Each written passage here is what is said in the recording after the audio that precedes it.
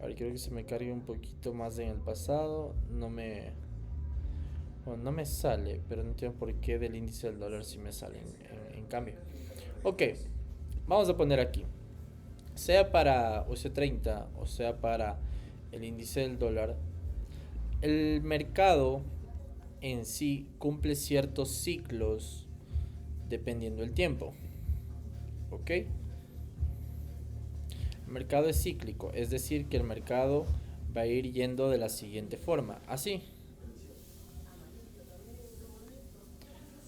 por, sea por ofertas o sea por demandas. ¿Ok? Lo que viene siendo zonas de oferta y demanda. Eso es algo súper básico. Ahora, nosotros tenemos que entender el porqué de todo esto, ¿ok? Y te lo voy a explicar de la siguiente manera. Supongamos que tenemos una ruedita dentro de la economía mundial, ¿ok? Entonces, ¿por qué hace que los precios suban o que los precios bajen? Esto todo se va debido a la comercialización de las personas. ¿Ok? Vamos a recordar un poquito de básicos. Para que exista una fluctuación tanto del dinero necesita haber una transacción. ¿Ok? ¿Qué significa la transacción? Cuando una persona intercambia dinero por algún producto, servicio o activo financiero. ¿Ok? Entonces, vamos a poner de la siguiente forma. Vamos a poner, este va a ser Pepito, ¿ya? Y este de acá, digamos que va a ser Juanito, ¿ya? Entonces, Pepito tiene dinero y Juanito tiene, digamos, una casa, ¿ya? ¿Dónde está? Vamos que es un carro, ¿ya? Entonces, para esta persona tener que comprar el carro, lo primero que tuvo que hacer es trabajar. A esto se le conoce como el índice de producción. Ustedes lo pueden consultar dentro de economía, el índice de producción. Entonces, vamos a ponerlo acá. Entonces, ¿dónde está? Ya,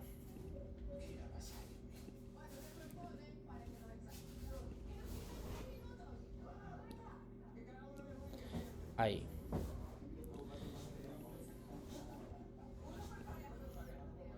Vamos que todo esto es una rueda, ¿ok? Ya. Entonces, lo que sucede es que la persona intercambia su capital para obtener un producto, sea un servicio, un producto o un activo financiero que viene siendo como acciones, etcétera, etcétera, etcétera. Entonces, a nivel de su producción va a ir aumentando el nivel de sus ingresos y a nivel de sus ingresos va a ir gastando y cada vez que gasta a eso se le llama transacción, ¿ok? Una transacción. Entonces, la economía se rige por la cantidad de transacciones que tiene cada nación, cada potencia o cada país. Entonces, para que una persona tenga mayor ingresos necesita aumentar su índice de productividad. Es decir, que mientras más trabaje, pues más puede ir escalando y más puede ir ganando. Obviamente, este índice de productividad dentro de un empleo tradicional es algo muy corto, es algo muy lento, pero que sin embargo a largo plazo esto se cumple y se da. Ahora, lo que nosotros tenemos que saber es que el gasto de nosotros, es decir, tu gasto viene representando el ingreso de alguien más. Quiero que te metas esto en la cabeza. El gasto de una persona significa el ingreso de otra persona. Entonces, para que una persona gane más, otra persona tiene que gastar más. Entonces, si esa persona tiene que gastar más, vamos a poner el siguiente ejemplo. ¿Ok? Para que una persona aumente su gasto, significa que una persona tuvo que aumentar su ingreso. Entonces, vamos aquí. Vamos, persona, persona y persona. Entonces, para que una persona aumente su gasto, muchas veces, ¿qué es lo que hace? Acceden a algo que se llama crédito. Entonces, para que la persona aumente su gasto, aumenta el crédito. Por eso hay personas que son elegibles para créditos y otras personas que no son elegibles para créditos. Mucha gente utiliza el crédito tanto para comprar activos que le generen más ingresos, para comprar pasivos, para cualquier viaje, lujo, lo que sea, pero lo que hace mover la economía es que ese crédito, dinero de crédito, que viene de un banco central o de instituciones financieras, se haya aumentado para el gasto, lo que hace aumentar el ingreso de otra persona. Entonces, cuando las tasas de interés, por ejemplo, bajan, es decir, el Banco Central hace que las tasas de interés bajen, las personas aumentan su posibilidad y son más elegibles a la opción de un crédito. Eso sea a nivel nacional o a nivel internacional, dependiendo cada banco central de cada potencia mundial, ¿ok? De cada orden mundial.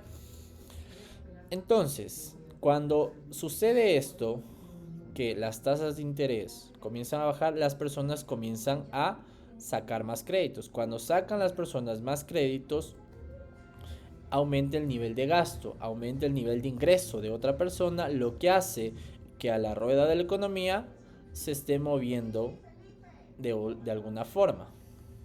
Ahora, en caso contrario, cuando las tasas de interés suben, en cambio, las personas dejan de, de tener créditos, el Banco Central pierde por sus intereses y lo que hacen en ese momento, cuando ya no tienen a dónde bajar más las tasas de interés porque pueden llegar a cero, lo que hacen en ese entonces es algo llamado, bueno, tienen 4 métodos para volver a que la economía vuelva a subir. Uno de ellos, el más conocido, es como la impresión de capital, lo que viene siendo la impresión de billetes. Pero eso también provoca lo que todos ya conocemos como inflación. Ok, parece una H, pero es una F, ¿ya? Como inflación.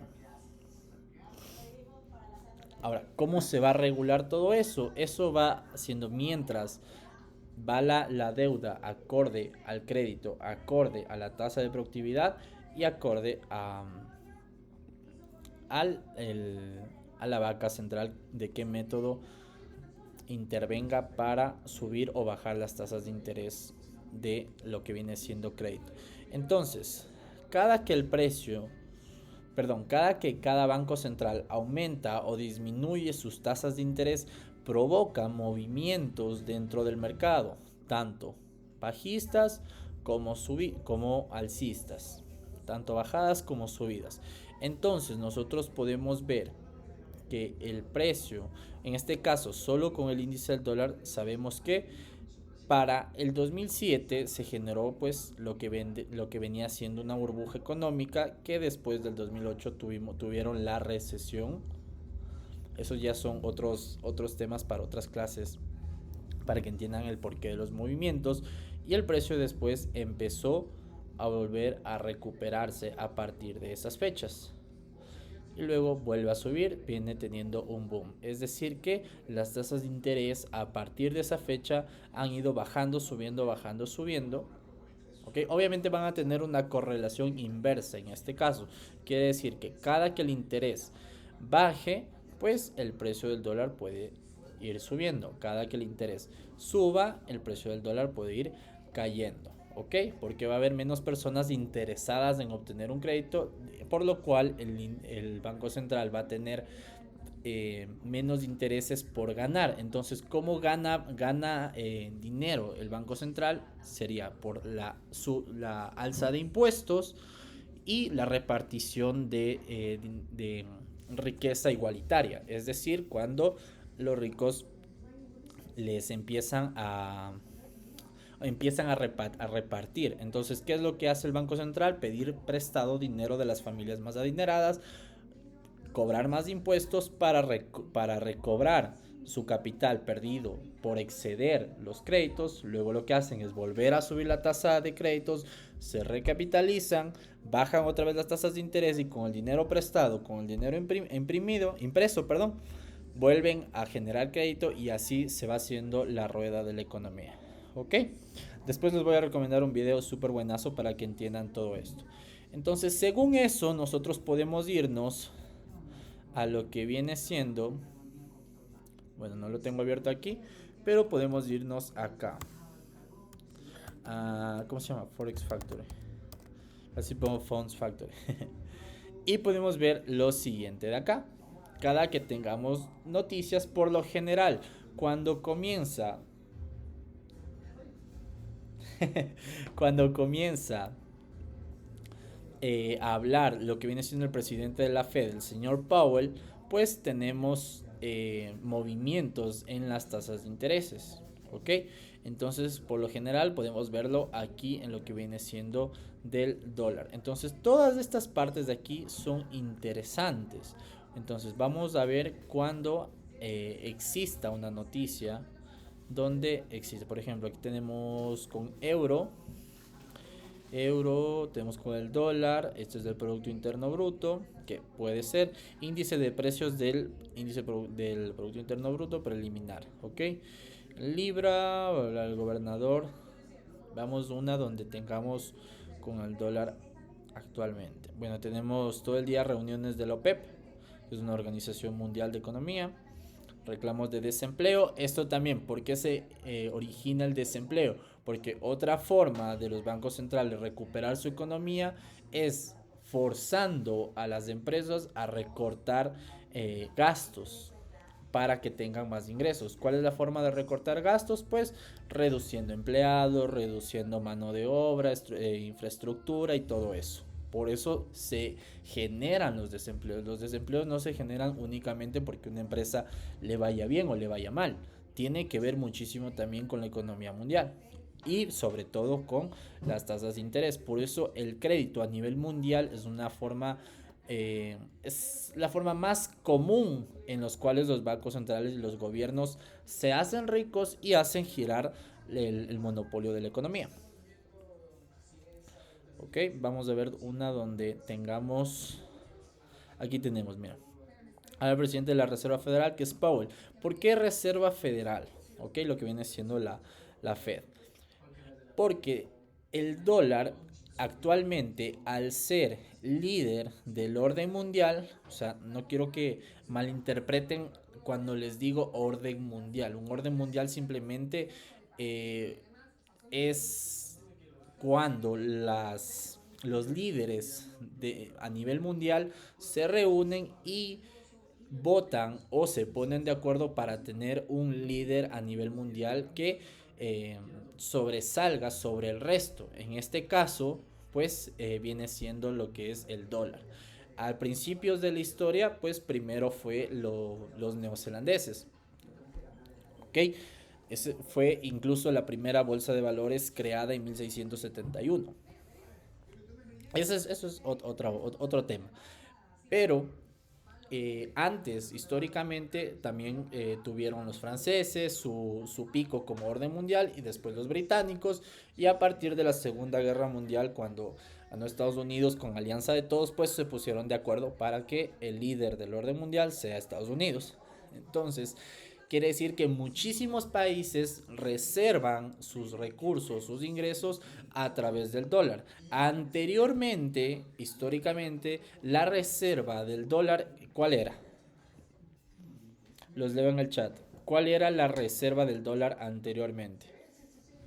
¿En qué se reservaba el dólar? Incluso pueden verlo en monedas o en billetes antiguos y todo eso. En el oro, me dicen, correcto. Anteriormente la reserva del dólar estaba en el oro. Ahora, históricamente, ¿saben por qué dejó de ser el oro? porque ya no se reserva en oro. Porque cuando hubo las primeras recesiones en 1920 y pico y luego en el 70 y pico, la gente, bueno, en ese entonces los tratados de comercio y los tratados de economía de ese entonces estaba escrito por los gobernantes de esos entonces de que la gente podía canjear su capital por oro, lo que viene siendo la materia prima.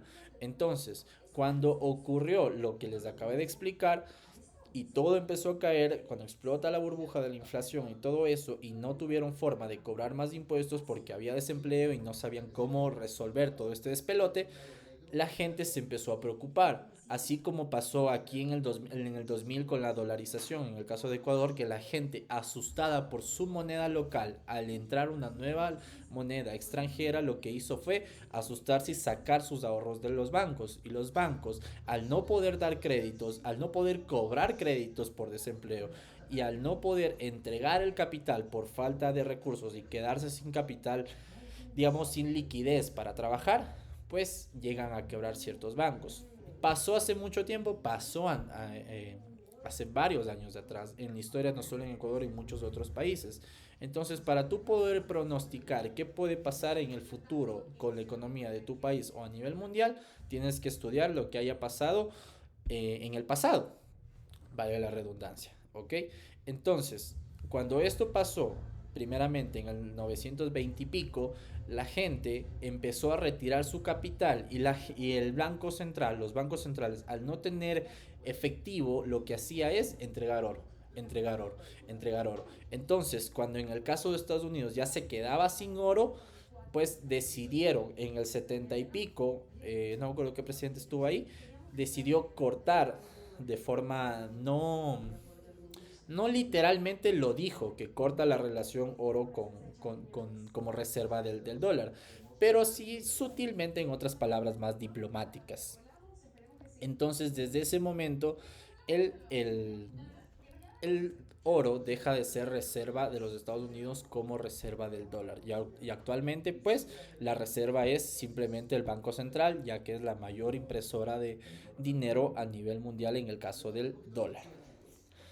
¿Ok? Entonces, cuando nosotros vamos acá y entendemos todos estos conceptos, vamos a leer qué es lo que puede pasar. Me dice, debe participar en una charla informal titulada Navegando en Caminos hacia la Movilidad Económica.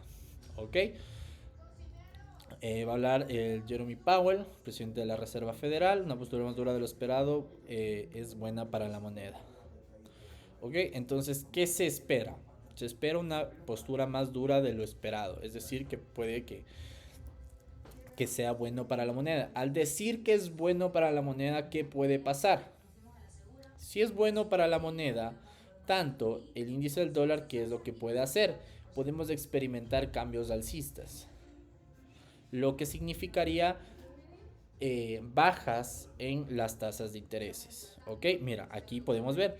Dice, febrero 18, febrero 2026, gobernador de la Reserva Federal de mayo 2012, enero 18, a menudo se experimenta volatilidad durante sus discursos cuando los operadores intentan descifrar pistas sobre las tasas de interés. ¿Ok?